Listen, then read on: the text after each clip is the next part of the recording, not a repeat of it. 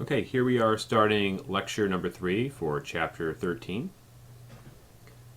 And looking at as far as our grain use and the amount of energy that goes into the process, we can see that things have changed quite a bit in the last 50 years or so, where it used to be about a 1-to-1 ratio as far as energy in to energy out.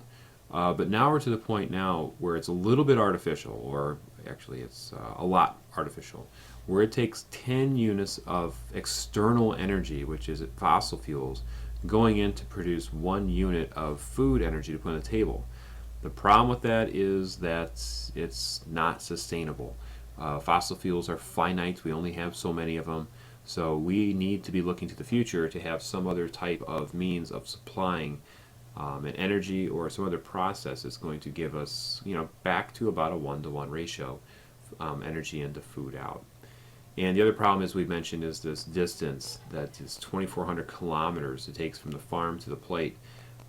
Growing or having bananas available in the wintertime doesn't make any sense. As a matter of fact, having bananas in Michigan at any time doesn't make sense. But this is the process we have now, and we certainly enjoy it today. One potential problem right now, and actually it was just in the news this week in January, was this soil erosion. Soil's just blowing away. If we look on the map here, we can see these different locations that either have some concern or serious concern of erosion of the soils. We can pretty much pick anywhere except these locations in northern North America and Asia, which we're not typically too worried about growing anything because there's no agriculture going on there.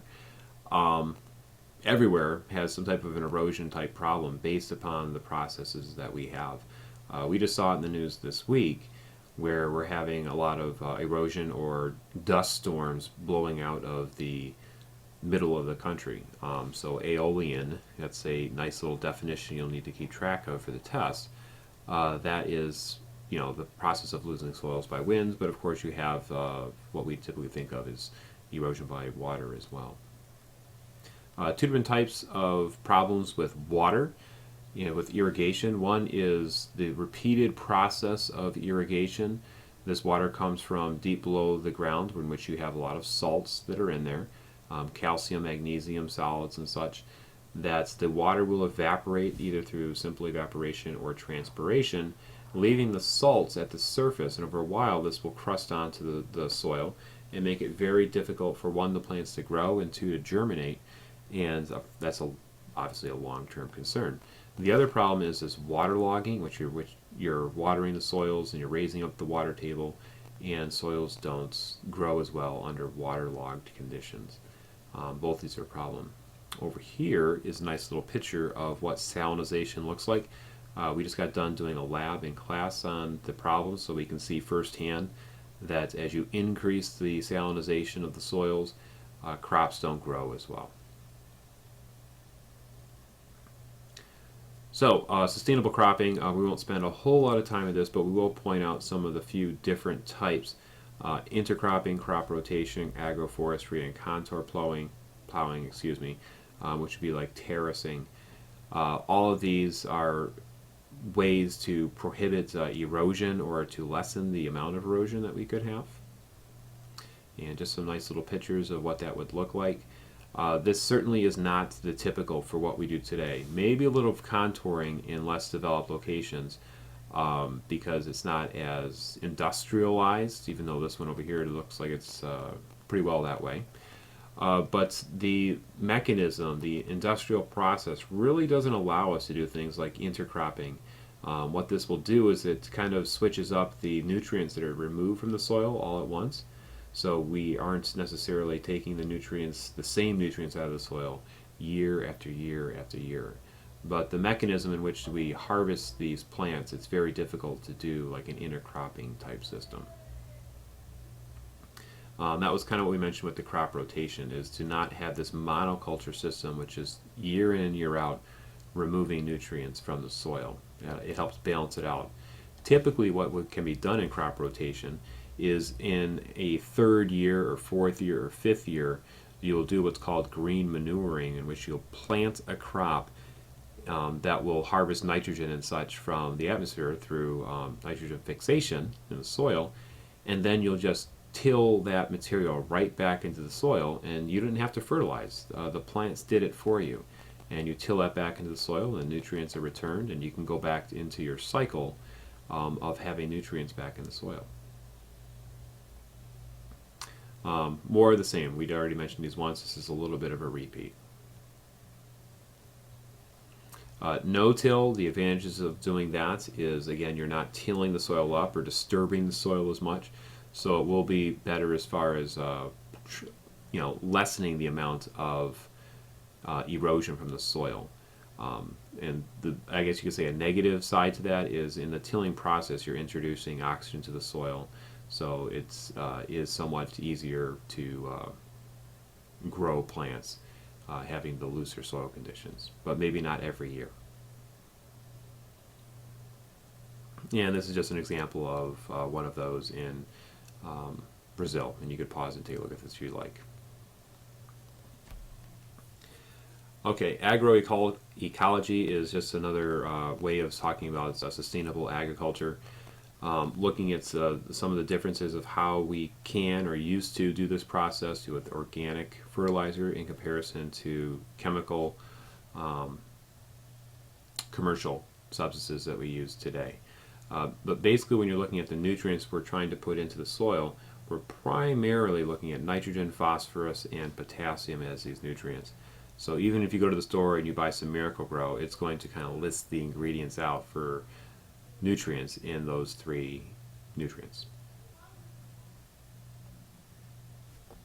Okay, looking at soil conservation, this is a little difficult to describe because even with all of these programs put in place, some of them contradict and some of them it's very difficult to see the fruits of their labors. What are they actually helping us with? So for example, it does say we've saved 771 million tons of topsoil per year. Even though, as we saw in some of the graphs earlier, we're having a lot of trouble with these monocultures. So even though we have these programs in place, we still have a very damaging system set out there when you look at the plains, and pretty much what we plant is corn, soybeans, and wheat. So even though we have these systems put in place, we very much have a system that's set up to degrade the soil. So I'm not sure what these programs are really helping outside of what's listed here. I'm not sure how much it actually works. Same idea listed here as far as what they're supposed to do. Ideally, we're trying to limit the amount of pesticides that go into the food supply, which we'll talk about a little bit more later. But these farming practices, this is what they're supposed to do. How much they actually help is debatable. This is a video which you can look on the Chapter 13 webpage and take a look at, but you won't find it necessarily here. You can look at that on your own and get the information from there.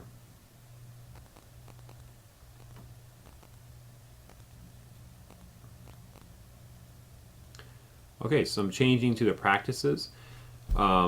So, we've been doing agriculture for about 10,000 years or so. What has changed more recently is we have been able to grow crops more cheaply based upon the types of crops that we grow, the majority, again, corn, wheat, and rice. We can grow those more cheaply, so that's what we grow. We've consolidated a lot of farming systems, so it's sort of like cutting out the number of middlemen in the process. But this also, again, leads to the system where we're only have a few farm companies in place, and there are some negatives that go along with that in regards to price controls and the checks in the system, I guess. Irrigation, some of these crops are very, water thirsty, so it requires a lot of water that it's drawing down the water tables. We've talked about that previously. Obviously, to maintain a large crop yield, it requires a lot of fertilizer and pesticides. And the idea that we're using these monocultures is, one, not necessarily good for you and I, but it's definitely not good for the soils.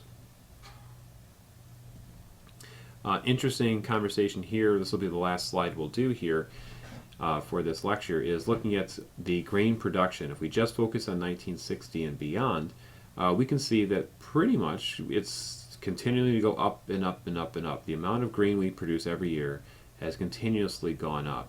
But interestingly, when we change the conversation about the amount of grain per person, we can see maybe 1985 or so, we have leveled off in the amount of grain per person, and if anything, it's actually gone down. So that's an interesting conversation we'll have here moving along, is why is it actually gone down even though we're producing more? All right, this is a good place to stop for the end of the lecture number 3.